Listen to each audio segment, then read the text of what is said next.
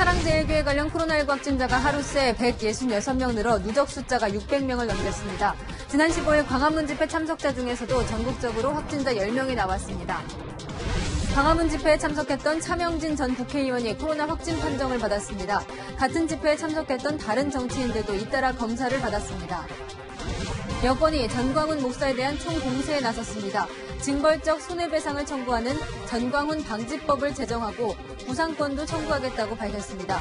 전 목사에 대한 세무조사 필요성까지 거론됐습니다. CBS가 언론사 가운데 처음으로 셧다운 조치를 했습니다. 뉴스 프로그램에 출연한 자사기자가 코로나 확진 판정을 받았습니다. 같은 날 CBS에 출연했던 이낙연 민주당 의원은 검사 결과 음성 판정을 받았습니다. 확진자가 발생한 서울시청도 본관 청사 전체를 폐쇄하고 전 직원 퇴실 조치를 내렸습니다. 용인 캐리비안 베이와 서울 코엑스 아쿠아리움도 확진자가 다녀간 사실이 확인돼 일시 폐쇄됐습니다. 정부가 전월세 전환율을 기존 4%에서 2.5%로 낮추기로 했습니다. 세입자의 월세 부담을 낮출 수 있다는 주장과 꼼수가 나올 수 있다는 우려가 맞서고 있습니다.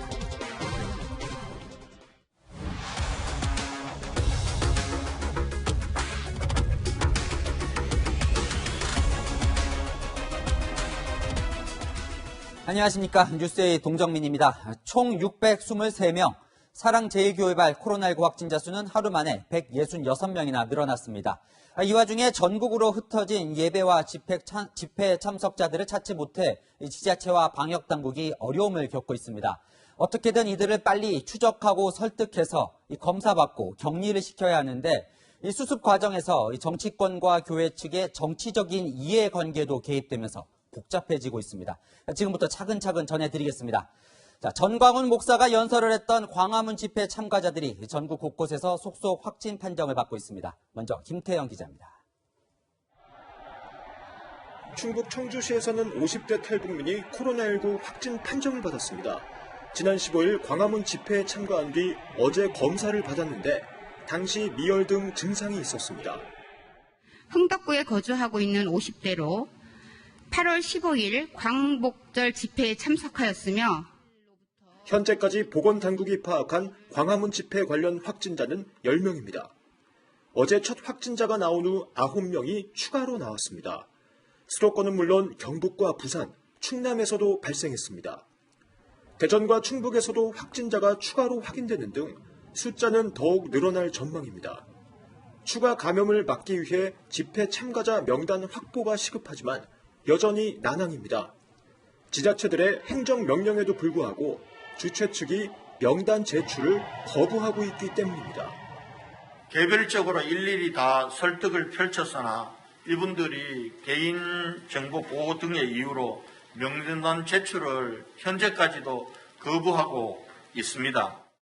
일부 지자체들은 버스 회사들을 상대로 광화문 집회에 갔었는지를 확인하고 있습니다.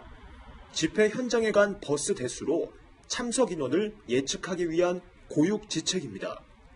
어렵게 참석자와 연락이 돼도 검사를 거부하는 경우도 여전합니다. 광화문 집회발 집단 감염이 퍼지면서 주민들은 불안합니다. 검사를 받아야 되는데 자기만 생각하고 검사를 안 받는 게 화나기도 하고.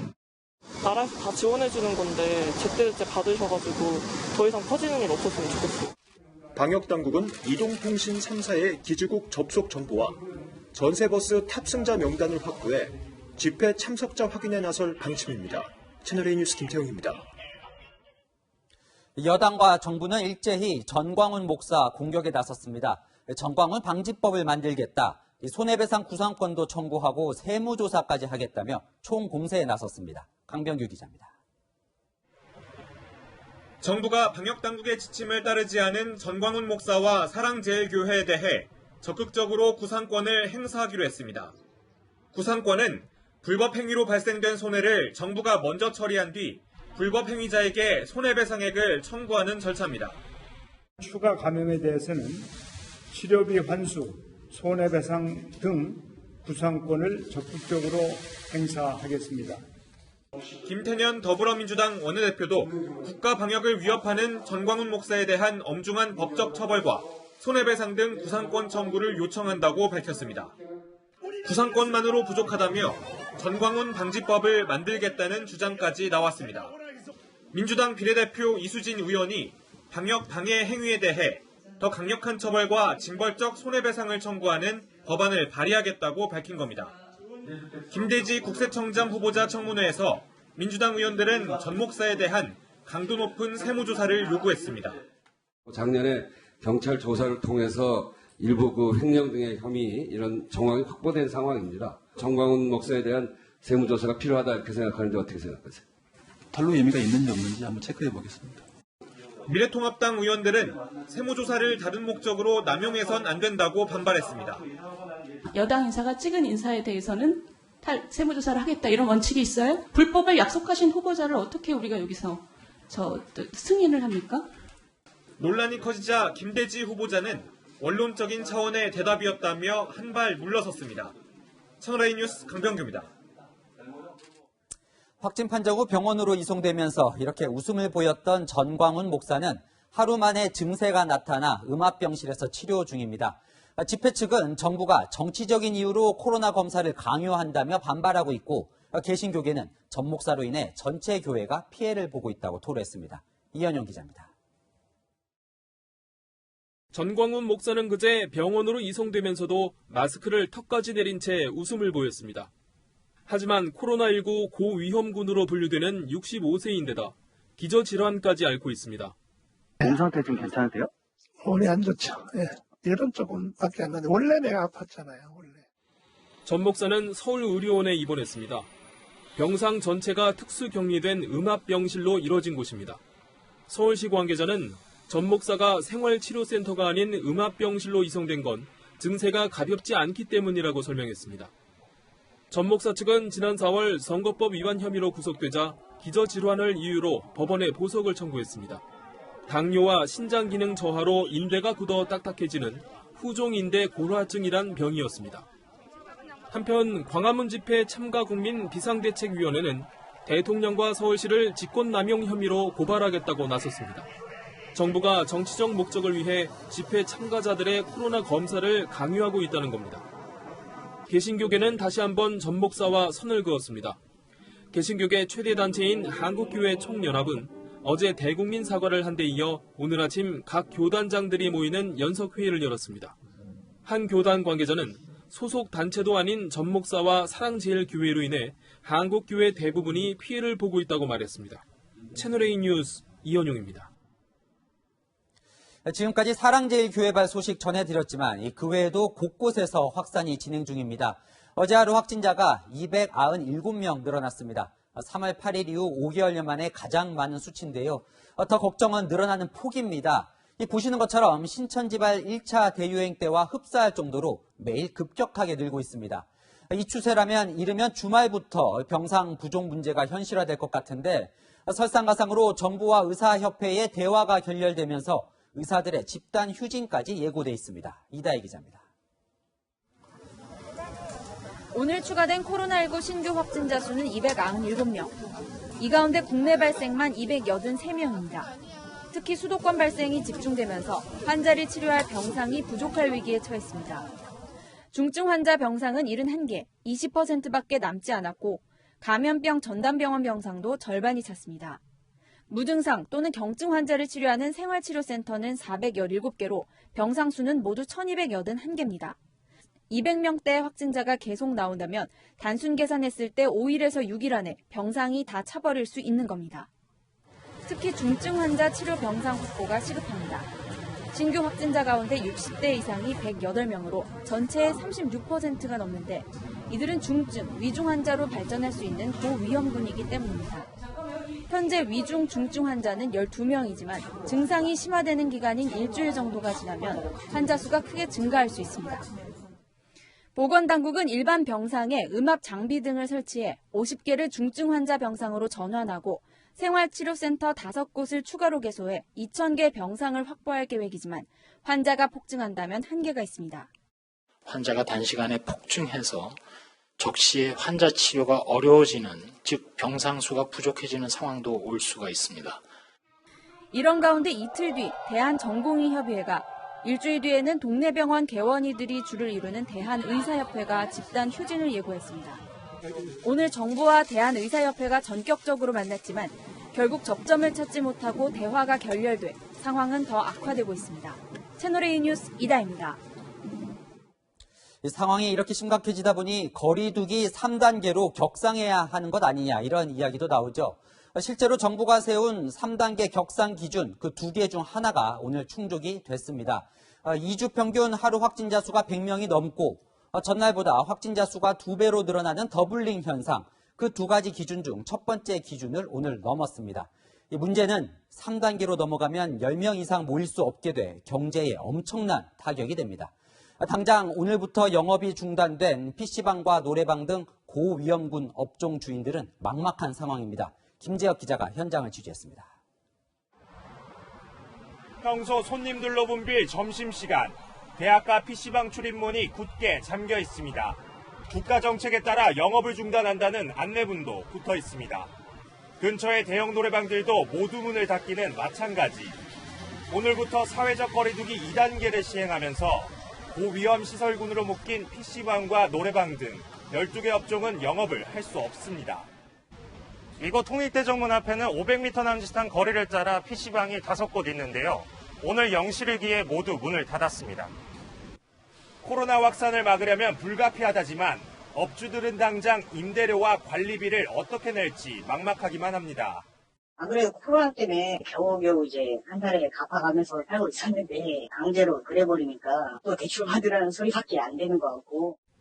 아르바이트생들도 당분간 일자리를 잃게 됐습니다.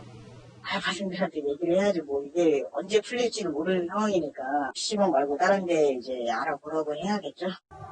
고위험 시설로 지정된 일부 업주들은 감염자가 속출하는 식당이나 카페가 빠진 건 형평성을 잃었다고 주장했습니다.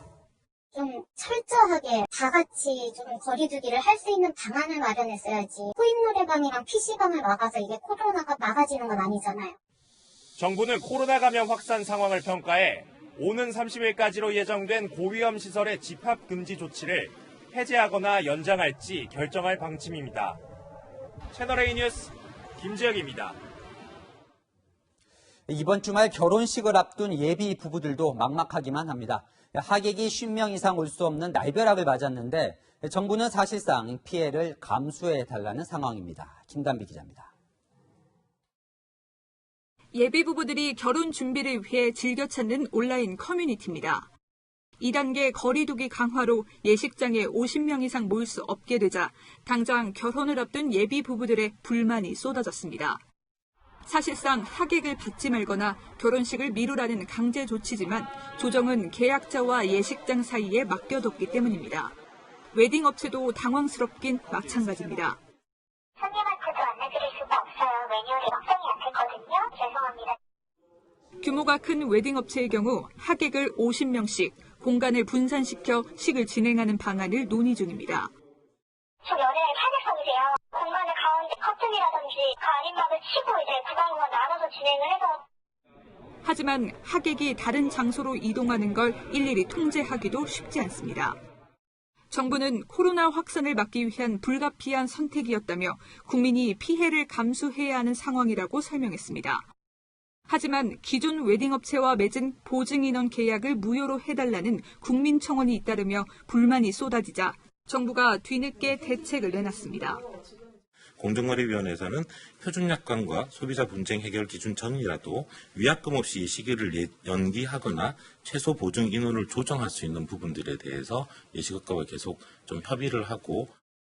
하지만 공정위가 약관을 고치기 전까지는 업체 자율에 맡겨야 하는 만큼 소비자와 업체 간 분쟁은 속출할 것으로 보입니다. 채널A 뉴스 김단비입니다. 강화된 사회적 거리두기는 학생들의 생활도 하루 만에 크게 바꿨습니다. 2학기부터 등교 수업을 정상 운영할 계획이던 학교들이 있는데 모두 정원의 3분의 2만 등교시키기로 했습니다. 이제 수능은 100일 정도밖에 안 남았죠. 학생 수가 300명이 넘는 대형 학원은 갑자기 문을 닫게 됐습니다. 우왕좌왕한 교육 현장 이지훈 기자가 취재했습니다. 새롭게 시작된 2학기에도 전교생이 학교에 나와 함께 수업 듣는 모습은 볼 수 없게 됐습니다. 유은혜 사회부총리는 전국 시도교육감과 논의해 전국 모든 학교가 전체 학생 수의 3분의 2만 등교시키도록 했습니다. 일주일 동안 발생한 숫자가 전체 확진 학생 교직원의 39%를 차지할 정도로 그 확산 속도가 무서운 상황입니다. 학교의 밀집도를 적어도 3분의 2 수준으로 어제 발표된 사회적 거리두기 강화 지침은 수도권에만 해당되지만 바이러스가 전국으로 확산 중인 점을 고려해 한 발 앞선 대응에 나선 겁니다. 사회적 거리두기 강화로 학생 수가 300명이 넘는 대형 학원은 문을 닫게 됐습니다. 어제 오후 급하게 대형 학원 운영 중단 명령이 내려지면서 텅 비어버린 교실에는 학생들이 채 챙겨가지 못한 교재와 필기도구만 덩그러니 남았습니다. 대형 학원들은 부랴부랴 교실에 중계 장비를 설치하고 원격 수업을 준비하기 시작했습니다. 0시부터 적용이 되는 거고 통보는 거의 한 6시, 7시 이후에 받은 거죠. 수능이 사실 한 100일밖에 안 남았기 때문에 모든 수업은 원격 화상 강의를 통해서 실시간으로 전달할 예정입니다. 또 재수생 기숙학원들도 당장 오늘부터 학생들을 내보내야 하는 상황이어서 학원업계 혼란은 한동안 계속될 전망입니다. 채널A 뉴스 이지훈입니다. 그래도 아이들 교육에 공백이 있으면 안 되는데 수험생 자녀 있는 학부모들의 고민 깊으실 겁니다. 유치원도 보낼 수 있는 인원이 줄어서 어린아이들 맡길 곳이 줄었습니다. 학부모들 이야기는 장하얀 기자가 들어봤습니다. 유치원생 자녀 2명을 둔 워킹맘 A씨는 요즘 큰 고민입니다. 맞벌이 부부여서 어쩔 수 없이 아이들을 유치원에 보내고는 있지만 행여 코로나에 올마올지도 모른다는 불안감 때문입니다. 저 같은 경우에도 가정교육을 하지 못하는 상황이잖아요. 아무래도 워킹맘이다 보니까 그런 부분에 있어서는 많이 지금 불안하죠. 어떤 어린이집에서 확진자가 나왔다더라, 보육교사가 확진자더라. 게다가 갑작스런 사회적 거리두기 2단계 격상으로 유치원에 보낼 수 있는 인원마저 줄며 마음은 더욱 복잡해졌습니다. 그나마 A씨의 상황은 나은 편입니다. 서울 성북구와 강북구, 경기도 파주, 용인 등의 대부분 학교와 유치원은 원격 수업으로 전환했습니다. 아이를 맡길 데가 없어진 학부모들은 정부가 제공하는 긴급 돌봄 신청으로 몰렸습니다. 신청자는 이제 늘었다고 보는데 맞벌이 부부들이나 이런 부분들이 유치원이나 이렇게 못 보내면 약간 돌봄이 필요하니까 이제 학교에 긴급 돌봄 요청할 수밖에 없는 거잖아요. 학교와 학원들이 줄줄이 문을 닫게 되면서 수험생과 학부모의 불안감은 엎친 데 덮친 격입니다. 오프라인으로 수업하고 그럴 때는 이제 수시 접수도 이제 얼마 안 남았고 해서 선생님들이랑 상담할 수 있고 그러는 게 좋았는데 그런 것들이 잘 안 이루어지고 이럴까봐 걱정이 돼요. 애들 밥 챙기는 것도 일이고요. 온라인 수업하다 보니까 계속 딴짓 많이 했는데 이거를 만약 거리두기 격상돼서 학원까지 다 휴원을 하게 된다면 집중하는지 계속 옆에서 지켜볼 수도 없고요. 수업을 잘 따라갈지도 걱정이고 걱정이 많아요. 가뜩이나 코로나 감염에 대한 걱정으로 노심초사하는 와중에 아이들을 어디에 맡겨야 할지, 수능과 대입 준비를 어떻게 해야 할지 학생과 학부모들의 고민은 몇 배 더 무겁고 복잡해지기만 합니다. 채널A 뉴스 장하얀입니다. 불과 며칠 만에 일상이 너무 달라졌다고 느끼실 겁니다. 도대체 얼마나 심각한 상황인지 알아보겠습니다. 자, 이장현 기자. 오늘 브리핑을 내용을 보면 이번 주말이 중대고비라고 했어요. 왜 그런 거죠? 이번 주말까지 남은 사흘을 대규모 유행의 1차 기로라고 표현을 했습니다. 네. 코로나19의 바이러스의 평균 잠복기가 5일에서 7일 정도인데요. 네. 사랑제일교회에 첫 확진자가 있었던 12일 그리고 집회가 있었던 15일을 기준으로 잠복기가 지난 시점이 이번 주말이기 때문입니다. 이때까지 사랑제일교회 그리고 또 광복절 집회와 관련한 확진자를 찾아내는 게 시급한데요. 확진자를 가려내고 접촉자를 찾아내 격리시켜야 그 이상의 추가 전파를 막을 수가 있기 때문입니다. 네. 여기에서 실패하면 증상이 없거나 약한 깜깜이 환자들이 지역사회로 퍼져나가 걷잡을 수 없는 상황이 될 수 있습니다. 네, 관련된 분들이 빨리 검사에 응하는 게 관건이겠네요. 이러다 미국이나 유럽 같은 대유행이 올 수 있다는 경고까지 했는데 근거가 있나요? 신천지 대구교회에 집단 발생이 있었던 2월의 그래프를 한번 보시면은요. 첫 네. 첫 확진자 발생 닷새 만에 200명대로 올라서고 그 엿새 뒤 900명대로 늘어납니다. 네. 지금 현재 수도권 확진자 추세를 보면은요, 마찬가지로 첫 확진자가 발생하고 나흘 만에 200명대로 올라섰고 그 뒤로 계속 세 자릿수를 기록하고 있는 상황입니다. 네. 신천지 대구교회 당시의 재생산 지수를 보면 3.53입니다. 한 명의 환자가 3.5명에게 전파를 시킨다는 뜻인데요. 최근 수도권 재생산 지수는 2.8로 한 명이 3명 가까이 전파시키는 걸로 나타납니다. 네. 지수만으로 봤을 때는 신천지 때에 육박합니다. 아까 그래프 모양이나 지금 지수만 보면 아직까지는 비슷한 거잖아요. 그런데도 신천지 때보다 더 심각하다고 연일 강조하는 이유는 뭘까요? 사랑제일교회 확진자가 다녀간 곳만 114곳입니다. 네. 현재 방역 당국이 추적 역학조사를 하고 있는데요. 콜센터, 요양기관, 어린이집, 학원 등 광범위합니다. 이 가운데 11곳에서는 이미 2차 전파 이상의 확진자가 나왔습니다. 2차, 3차, 4차 등 지역사회로 줄줄이 퍼지는 이른바 N차 감염으로 이어지고 있는 겁니다. 방역당국이 언제든지 전국적인 대유행으로 이어질 수 있는 절체절명의 위기 상황이라고 강조하고 있는 이유이기도 합니다. 지금 차단이 하루라도 늦어진다면 또다시 증폭되어 대유행을 불러올 수 있다는 위기를 반증을 하고 있습니다. 미국이나 유럽 각국의 비참한 상황을 계속 얘기 드려왔는데 우리도 그러한 대유행 상황을 맞이할 수 있습니다. 그러니까 신천지 때보다 훨씬 여러 곳으로 광범위하게 퍼지고 있다는 게 문제네요. 자, 바이러스도 변이됐다고 하던데 어떤 점이 다른 건가요? 지난 2, 3월 국내에서 유행했던 바이러스는 바로 V형입니다. 네. 중국 우한에서 시작돼서 아시아 전역에 퍼졌던 바이러스고요. 현재 국내에 유행하는 바이러스는 GH형입니다. 미국과 유럽에서 유행했던 걸로 이태원 클럽 이후에 국내에서 유행을 하고 있는 바이러스입니다. 네. 미국 듀크대 연구진은 이 GH형의 전파력이 V형보다 6배나 높다는 연구 결과를 발표했습니다. 방역당국도 전염력이 더 강한 점에서 우려를 하고 있는 만큼 현재 수도권과 부산에서만 시행되는 2단계 거리 두기를 다른 지자체에서도 가급적 지켜줄 것을 당부했습니다. 네, 이상은 기자 잘 들었습니다. 자, 방금 보셨듯이 수도권을 중심으로 줄줄이 퍼지는 코로나19 감염이 지역사회를 마비시키고 있습니다. 서울시청 공무원이 확진 판정을 받으면서 청사 본관 건물 전체가 일시 폐쇄됐고 용인 캐리비안 베이, 코엑스 아쿠아리움도 영업이 중단됐습니다. 신선미 기자입니다. 시청 본관 건물에서 직원들이 빠져나옵니다. 본관 2층에서 근무하던 공무원이 확진 판정을 받자 같은 건물에서 일하는 직원들에게 조기 퇴근 지시가 내려진 겁니다. 본관 전체가 폐쇄됐고 긴급 방역 작업이 진행 중입니다. 일단 청사 폐쇄했고 다 퇴근하게끔 안내했고요. 대부분 다 퇴근했다고 보시면 됩니다. 서울 방역 현장을 총괄하는 서울시청 청사 직원 중 확진자가 발생한 건 이번이 처음입니다. 서울시는 확진자의 동선과 접촉자를 확인하고 있습니다. 방역복을 입은 직원들이 워터파크 곳곳을 소독합니다. 어제 이 워터파크를 방문한 중학생 한 명이 확진 판정을 받은 사실이 드러나 일시 폐쇄된 겁니다. 캐리비안 베이 측은 확진자가 다녀갔다는 통보를 받은 뒤 입장객 700여 명을 모두 돌려보냈습니다. 확진자가 다녀간 어제 하루 이곳을 찾은 방문객은 2,200명이 넘습니다. 방역당국은 확진자와 동선이 겹치는 밀접 접촉자를 분류하기 위해 역학조사를 진행 중입니다. 방문객들은 불안감을 감추지 못합니다. 갈까 말까 고민을 많이 했는데 또 막상 또 와보니까 또 이렇게 돼버리니까는 조금 저희도 걱정이 많이 되긴 하거든요. 서울 코엑스 아쿠아리움도 임시 휴장에 들어갔습니다.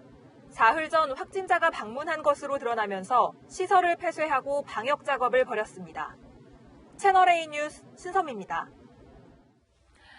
코로나19에 확진돼 파주병원에 입원했다 도주한 사랑제일교회 교인이 붙잡혔습니다. 25시간 동안 종로와 신촌 같은 유동인구가 많은 도심 여기저기를 돌아다녀서 비상입니다. 구자준 기자입니다.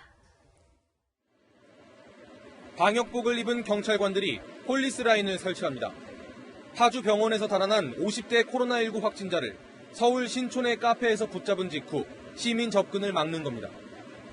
남성은 도주 25시간 만에 검거됐습니다. 경찰이 남성을 검거한 서울 신촌의 카페는 영업을 중단한 뒤 매장 전체를 소독했습니다. 검거 당시 남성의 저항은 없었습니다. 되게 넉넉한 듯이 그냥 가만히 앉아있어요. 형사님께서 테이블에 앉혀놓고 뭐 거기 있으라 이렇게. 카페에는 손님이 40여 명 있었고 남성이 카페 2층과 3층을 오가는 걸 본 사람도 있었습니다. 앞서 남성은 어제 오전 서울 종로구 카페도 방문했습니다. 마스크를 내린 채 커피를 마시고 매장 전화기를 빌려 통화도 했습니다. 남성과 접촉한 카페 직원은 자가격리에 들어갔습니다. 그 시간 근무했던 그 친구는 지금 뭐 자가격리하고 또 보건소에서도 그다음에 검진 대상자 뭐 이제 그게 확정이 되는지 연락을 기다리고 있는 상황입니다. 종로구 카페를 나서서는 1km 떨어진 원불교 교당으로 향했습니다. 어제 형사분들이 4분이나 오셔가지고 우리 교당을 다시 뒤지고 주변을 다 갔거든요. 경찰은 남성이 버스를 타고 서울로 이동해 종로구 카페와 원불교당에 들른 다음 늦은 밤 버스를 타고 신촌으로 이동한 걸로 보고 있습니다. 검거 직후 병원으로 옮겨진 남성은 병원에서 국에 독을 타서 도주했다고 주장한 걸로 알려졌습니다. 경찰은 남성이 치료를 마치면 감염병 위반 혐의를 조사할 계획입니다. 채널A 뉴스 구자준입니다.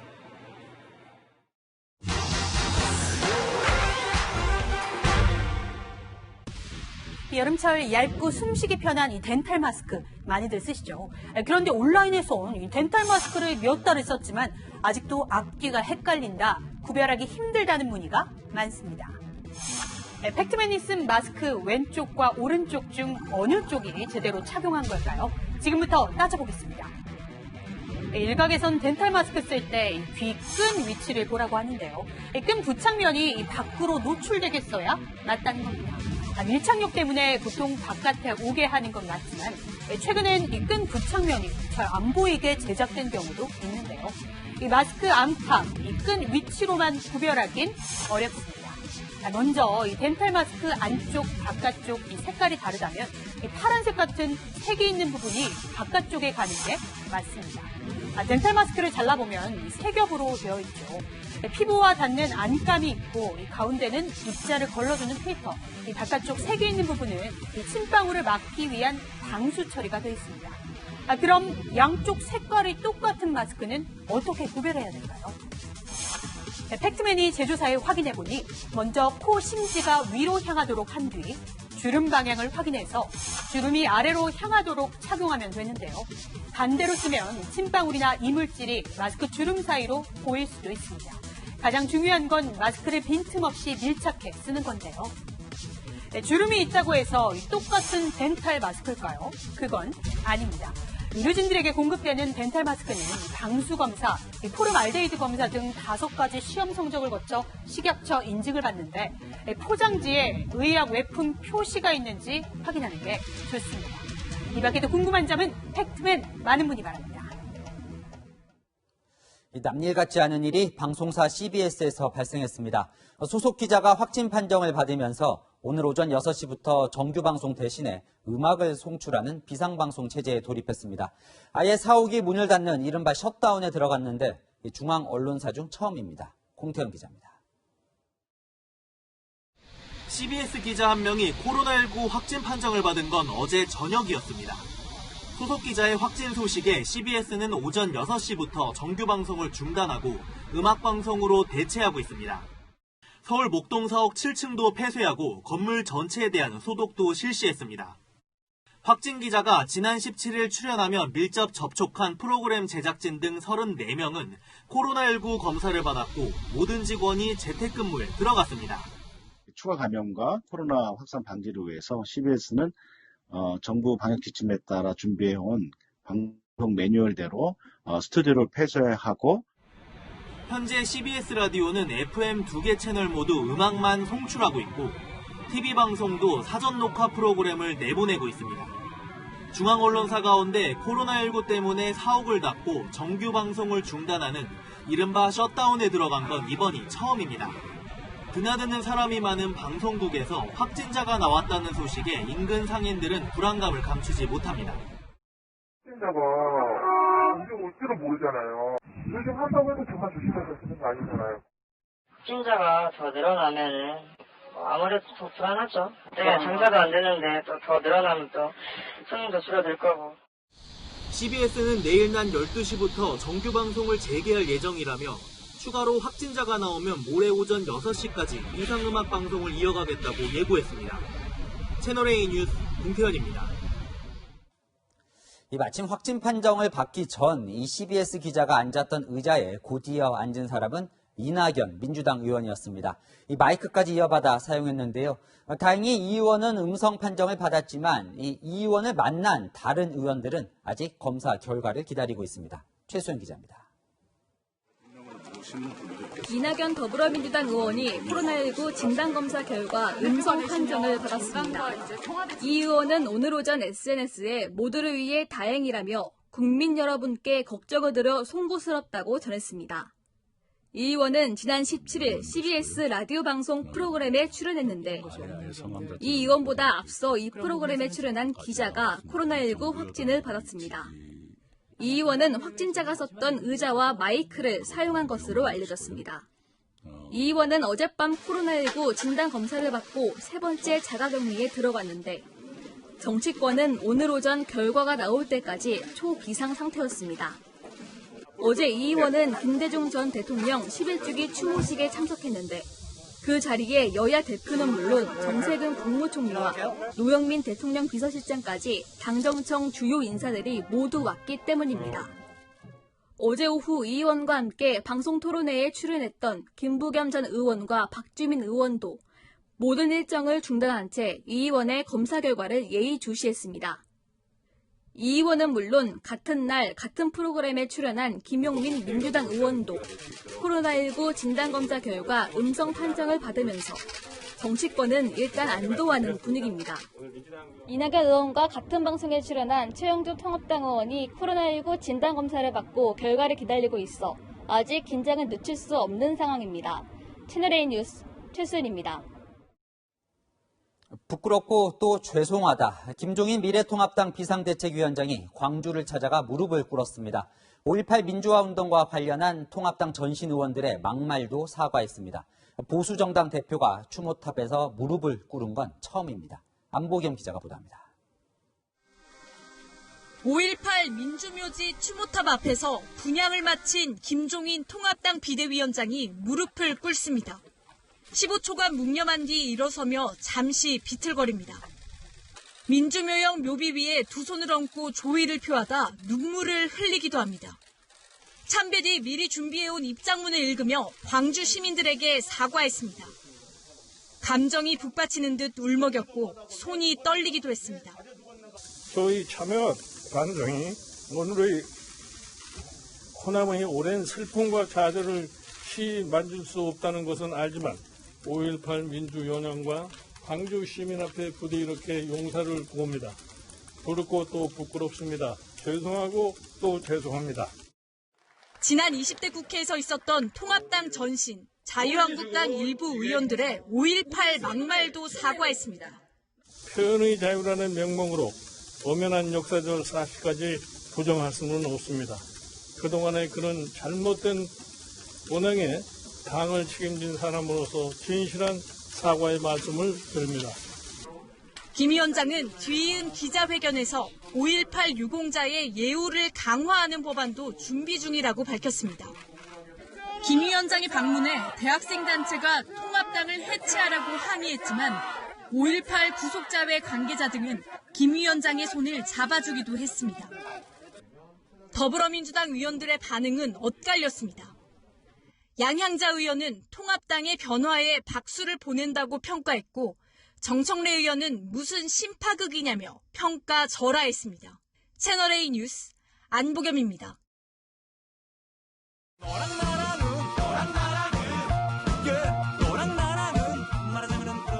여랑야랑 시작합니다. 정치부 이동훈 기자 나와 있습니다. 첫 번째 주제 보겠습니다. 자, 불효자 누입니다. 네. 차명진 전 새누리당 의원이 코로나 확진 판정을 받았어요. 네, 차 전 의원은 직접 SNS에 확진 소식을 전했는데요.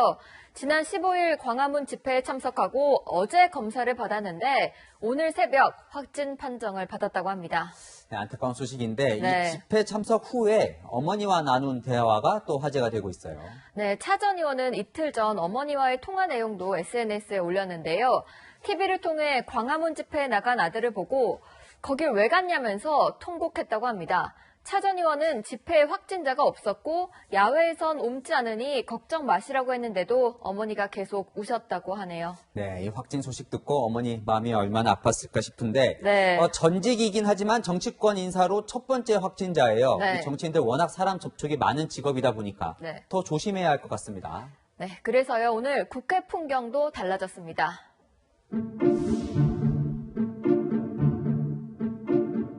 실내 행사이므로 50인 이내로 제한되어 있다는 말씀을 드립니다. 질의 순서가 아닌 의원님들께서는 소회의실이나 또 위원장실에서 화면으로 또 경청하시는 것도 권해드립니다.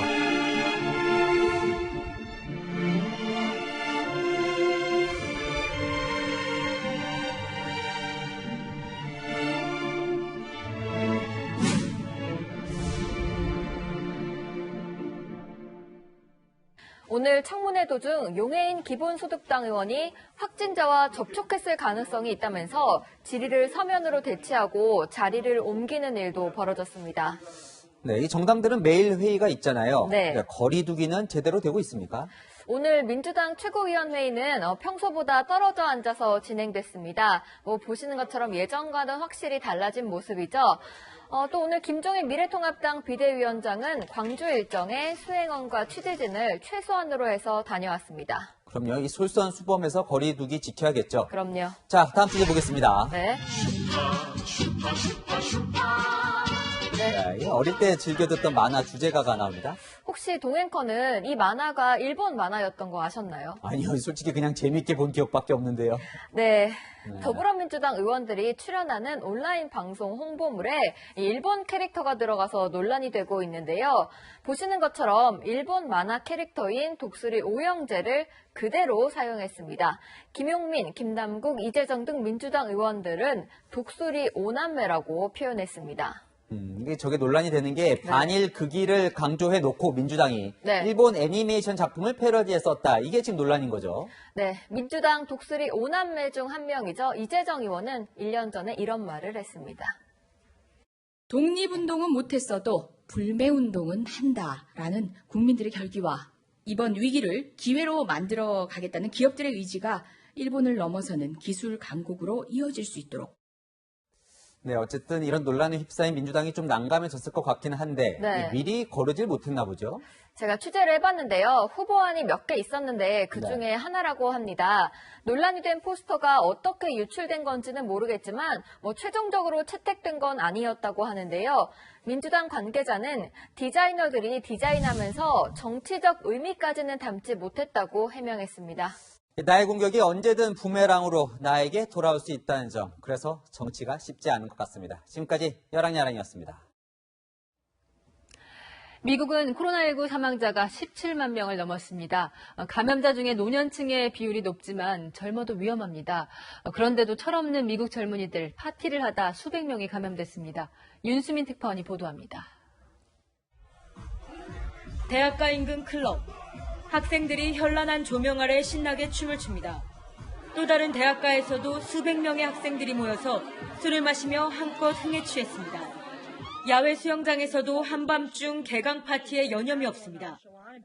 대학가 상점도 발 디딜 틈이 없지만 방역 지침은 무시되기 일쑤입니다.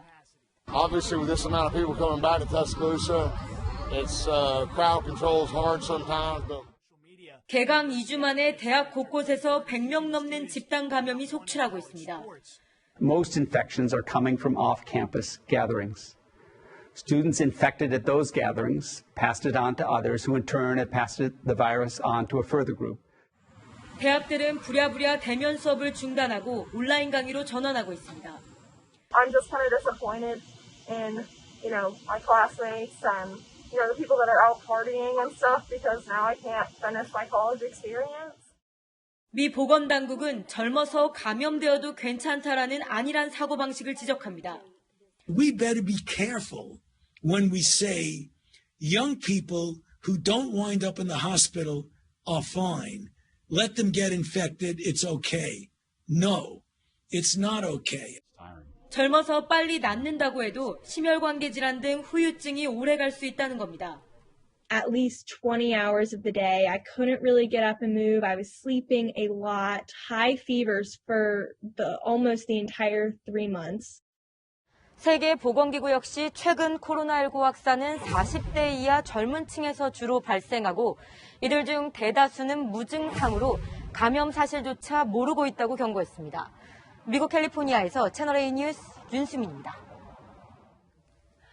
노인과 아이들이 위험할 수 있는데도 스웨덴 정부가 전염을 그냥 방치하는 집단 면역 방식을 선택한 정황이 드러났습니다. 스웨덴 보건청장의 이메일이 공개됐는데 성공 여부를 떠나서 도덕성 논쟁이 불가피해 보입니다. 정한희 기자입니다. 코로나19가 유럽 전역을 휩쓴 지난 3월, 스웨덴 정부는 고강도 거리두기 대신 방치를 선택했습니다. I mean, it's not possible to keep schools closed for 4 or 5 months. That will have drastic effects in many ways, not least on public health. 서로 부대끼며 서서히 감염돼 전염병을 이겨내는 집단 면역 시험을 시작한 겁니다. 당시 북유럽 보건당국자와 주고받은 이메일이 최근 공개됐는데 스웨덴 보건청장은 건강한 사람들을 호텔에 집단 수용해 자발적으로 감염되게 하자고 제안했습니다. 학교만 봉쇄해도 취약층인 노인 감염률을 10% 줄일 수 있다고 핀란드가 권고했지만 그만한 가치가 없다며 거부했습니다. 그 결과 인구 1,000만 명 중 5,800명 가까이 숨지고 8만 5천 명 이상이 코로나19에 감염됐습니다. WHO는 무모한 시도라며 집단 면역 맹신을 비난했습니다. We are nowhere close to the levels of immunity required to stop this disease transmitting and not live in hope of herd immunity being our salvation. 다만 코로나19 2차 대유행으로 유럽 전역에서 코로나 감염자와 사망자가 속출하고 있지만 스웨덴은 사망자가 한 자릿수로 줄었습니다.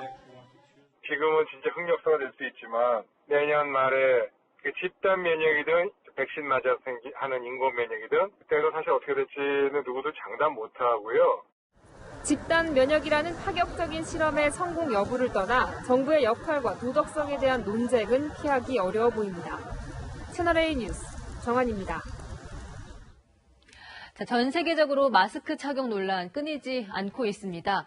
마스크 착용을 거부하는 사람에게 마스크를 발사해서 강제로 착용하게 하는 마스크 총까지 등장했습니다. 정다은 기자입니다. 미국의 한 문구점.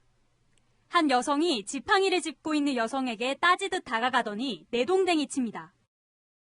턱에 걸친 마스크를 똑바로 쓰라는 말에 화가 나 그랬다고 경찰에 진술했습니다. 마스크를 써라, 안 쓰는 것도 자유라며 시비가 끊이지 않자 이런 아이디어가 등장했습니다.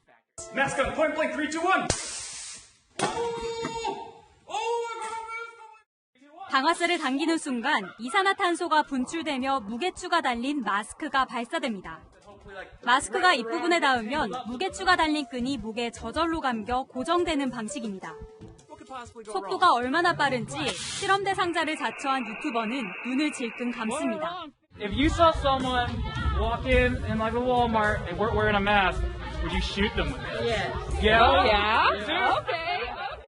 이런 제품 사용하지 않도록 마스크는 잘 쓰고 다녀야겠습니다. 가뜩이나 외국어가 안 들리는데 마스크까지 쓰면 더하겠죠. 이런 걱정을 날려줄 통역 마스크가 개발됐습니다.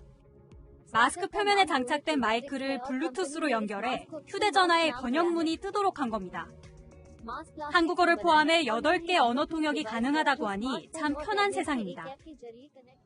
마스크를 벗지 않고도 음료를 마실 수 있는 빨대 마스크도 나왔습니다.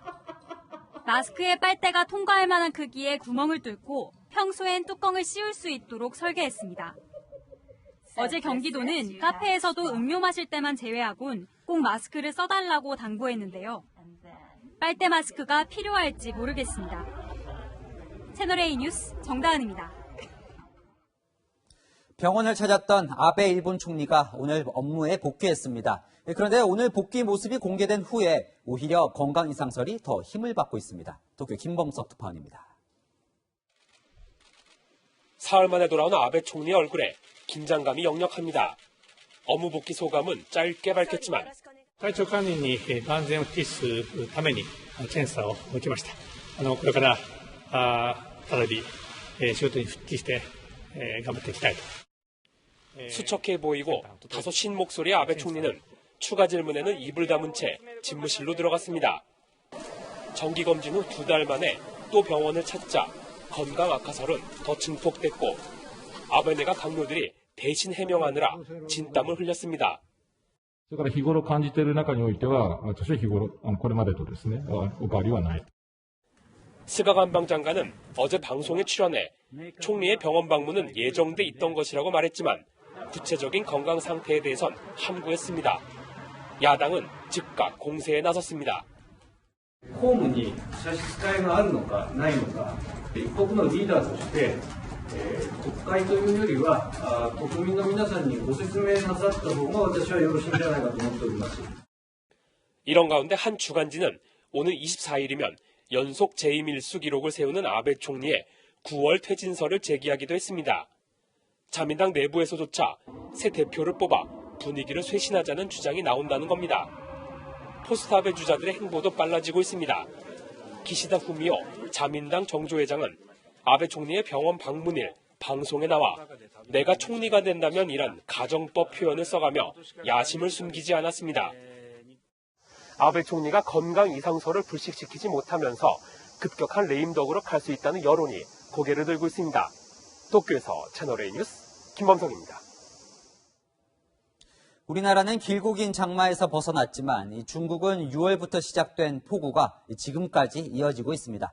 쓰촨성에 100년 만에 홍수가 찾아왔습니다. 베이징 성혜란 특파원입니다. 71m 높이의 세계 최대 적불 러산대불의 발이 흙탕물의 출렁입니다. 1949년 신중국 건설 이래 70여 년 만에 불상 일부가 물에 잠긴 겁니다. 불상 아래 관광객들이 관람할 수 있는 단상은 아예 자취를 감췄고 인근 주민 10만 명이 대피했습니다. 북서부 지역의 간수성에선 산이 무너져 도로를 덮치고 상간마을은 홍수가 덮쳐 300채가 넘는 집이 잠겼습니다. 9号时候领导进去看，房顶上站的是人命关天。 주차장이 폭삭 내려앉는 등 폭우 피해가 집중된 쓰촨에선 사상 처음 홍수 비상 대응 단계를 최고 수준으로 격상했습니다. 특히 중국을 지탱하는 양대강, 양쯔강과 황허가 비상입니다. 올해 들어 벌써 5번째 홍수가 발생했습니다.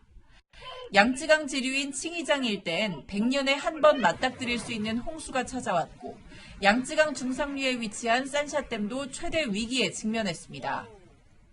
将在今天晚上到明天早上的时候出现，预计为75000立方米每秒。那么这也将是三峡在建库以来入库的最高流量。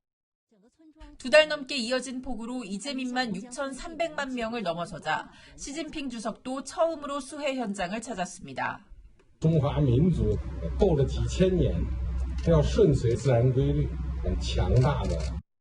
하지만 홍콩 마카오 지역을 먼저 덮친 제7호 태풍 히고스가 중국 광둥 지역에도 상륙해 피해를 키우고 있습니다.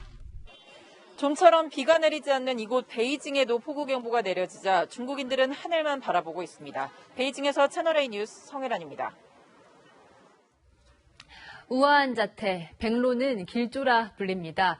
하지만 천마리가 때로 둥지를 틀어서 문제가 되고 있는 곳도 있습니다. 도시 개발에 밀려난 백로가 서식지를 바꿔가면서 몇 년째 되풀이되는 현상입니다. 현장 카메라 김철웅 기자입니다. 흰 새떼가 숲을 뒤덮었습니다. 백로떼가 빼곡한 이곳은 한적한 농촌도 인적이 드문 곳도 아닙니다. 직선거리로 50m, 도로만 건너면 420세대 아파트 주민들이 사는 도심입니다. 바로 옆엔 초등학교도 있습니다. 집단 서식지 바로 앞이 차들이 지나다니는 도로입니다. 길을 걷다 보면 이렇게 방치된 사찰도 있습니다. 매년 3월에 날아들어 여름을 지낸 뒤 떠나는 백로. 그 사이 주민들은 더위에도 창문도 열지 못하고 있습니다. 세균 냄새가 좀 상당히 많이 나는 편이라서 문을 열면 냄새가 확 올라오니까 그 냄새 때문에 창문을 못 열 정도로 좀 냄새가 심한 경우가 있어요. 저희 아파트 난간에 앉아있을 때도 있고. 상황이 이렇게 된 건 2년 전 백로 서식지 일대에 아파트가 들어선 이후부터입니다. 백로가 실제로 얼마나 많고 그 실태는 어떤지 조류 전문가와 함께 둘러보겠습니다. 밑에 풀이 하나도 없지 않습니까? 풀. 어? 여기 보세요. 배설물들이 이렇게 이제 마치 페인트를 뿌리듯이 분산시켜요. 이 나무까지 고사하게 됩니다. 시간이 지나면. 집단으로 서식하는 백로의 특성상 약 1000마리가 한꺼번에 모여 있다 보니 새소리도 소음이 됐습니다. 새끼가 먹이 나려고 막 조르는 소리가 있어요. 깨끗하고 소음을 호소하는 경우가 있습니다. 지금 이 소리요? 네. 서식지 한가운데입니다. 여기 보시면 나무 한 그루당 백로가 10마리 이상씩 있을 정도로 밀집도가 굉장히 높습니다. 또 야산인데도 불구하고 이렇게 깃털과 각종 흔적들 때문에 바닥이 흰색으로 보일 정도입니다. 저도 잠깐 있었는데 이렇게 배설물을 맞을 정도로 개체수가 굉장히 많습니다.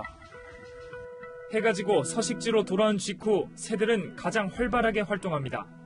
지금은 이 농종들이 몇 개서 주로 먹이를 하는 것이 아니고 일몰 시간 이동 전에도 잠자리로 와서 퇴근 후 편히 쉴 시간에도 소음 스트레스를 받습니다. 저 밤에 이제 막 새들끼리 막 싸우는 소리랄까? 막 크다 그런 소리 차에다가 이게 똥을 떠뜨리는 경우도 있긴 있는데 민원이 계속되지만 개체수를 줄일 방법은 딱히 없습니다. 나무를 모두 베어봤지만 가까운 숲으로 이동하는 결과만 나왔습니다. 청주시 일대 백로도 이런 식으로 10년간 3번이나 서식지를 옮겼습니다. 서식지 이전은 현실적으로 좀 어렵다고 보고 있고요. 뭐 다른 쪽으로 가면 또 그쪽에 있으신 분들이 또 피해를 보는 거랑 마찬가지니까 지금 현재로서는 자체 치우고 분리물 청소를 깨끗하게 해서 대전시도 도심 공원에 있는 백로를 쫓기 위해 아예 나무를 없앴는데 5km 떨어진 대학교 안에 다시 둥지를 틀었습니다. 전문가들은 도시가 무분별하게 확장될수록 서식지를 뺏긴 야생동물이 골칫거리가 되는 사례가 빈번해질 거라고 경고합니다. 해질 무렵이 되자 새들이 서식지로 돌아오고 있습니다. 소리도 더 시끄러워졌습니다.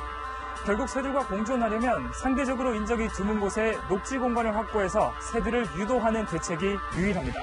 현장 카메라 김철호입니다. 최근 임대차법 시행 영향으로 전세 품귀 현상이 빚어지자 정부가 전월세 전환율을 낮추기로 했습니다. 하지만 각종 꼼수가 등장할 수 있다는 우려도 나옵니다. 조현선 기자입니다.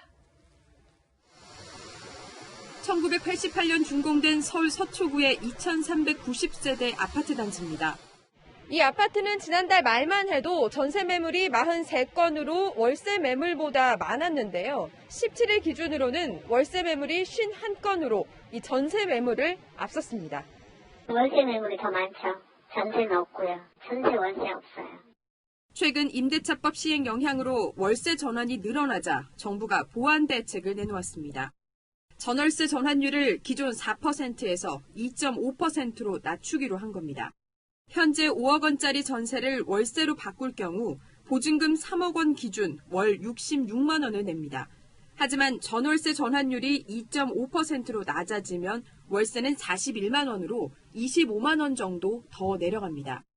이로 인해 세입자의 부담은 줄고 집주인의 월세 전환은 줄어들 것이라는 게 정부의 판단입니다. 하지만 계약이 끝나는 4년 뒤가 문제입니다. 신규 계약 때 집주인이 월세 가격을 한꺼번에 올릴 수 있다는 우려가 나옵니다. 부동산 관련 온라인 커뮤니티에서는 전세든 월세든 무조건 올려야겠다는 댓글이 달렸습니다. 전문가들은 다른 꼼수가 등장할 가능성을 경고했습니다. 집주인과 세입자가 합의를 해서 음성적으로 이중 계약서를 작성해서 신고하는 가격과 실제 계약과는 차이가 발생할 수 있는 등 혼란이 가중될 가능성이 새로운 전월세 전환율은 시행령 개정이 끝나는 오는 10월쯤부터 적용될 전망입니다. 채널A 뉴스 조현선입니다. 원자보다 더 작은 단위죠. 양자를 이용한 보안 기술이 등장했습니다. 이 기술을 세계에서 처음으로 모바일 뱅킹에 구현했습니다. 박지혜 기자가 설명합니다. 사람이 한없이 작아지더니 원자보다 더 작은 입자인 양자로 변합니다. 양자역학 원리를 구현한 영화 속 한 장면입니다. 최근 정부는 디지털 뉴딜 정책을 발표하며 양자 암호를 이용한 보안 인프라 육성을 첫 손에 꼽았습니다. 사이버 위협에 효과적으로 대응하기 위해 사이버 보안 체계를 강화하고 보안 유망 기술과 기업을 육성하는 등 이런 가운데 양자 암호 기술을 모바일 뱅킹에 접목한 첫 사례가 나왔습니다. 전 세계 통틀어 처음입니다. 기존의 일반 난수 기술은 주민등록번호와 계좌번호 등 개인정보를 규칙에 따라 숫자로 변환합니다. 양자 난수 기술을 이용하면 자유롭게 움직이는 양자가 무작위로 배열되면서 숫자로 추출됩니다. 해킹을 어렵게 만드는 겁니다.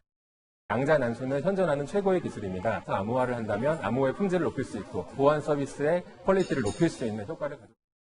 정부는 향후 150억 원을 투입해 양자 보안 관련 사업을 추진합니다. 채널A 뉴스 박지혜입니다.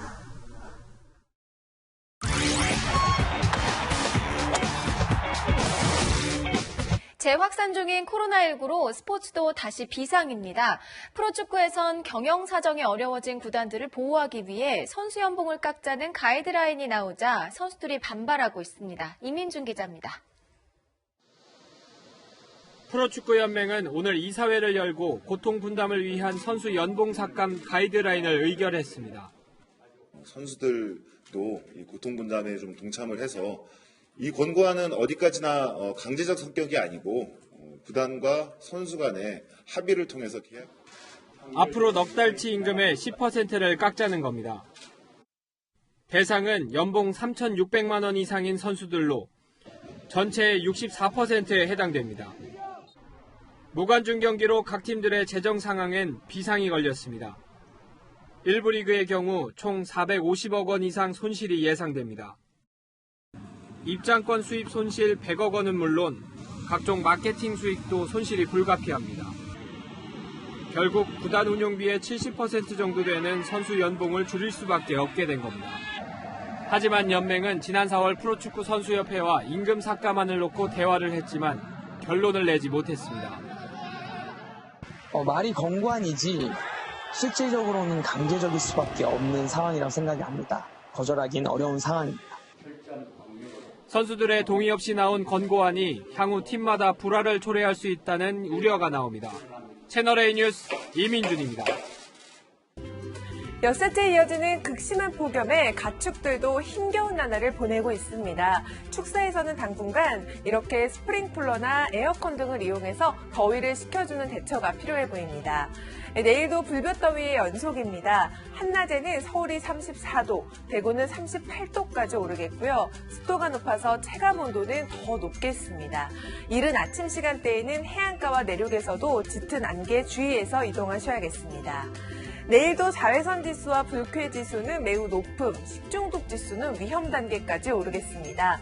밤에도 열기가 식지 않아서 숙면에 좀 어려움을 겪으실 텐데요. 저녁 시간에는 카페인과 알코올 음료를 피하시고 자고 일어나는 시각을 일정하게 유지하는 게 중요합니다.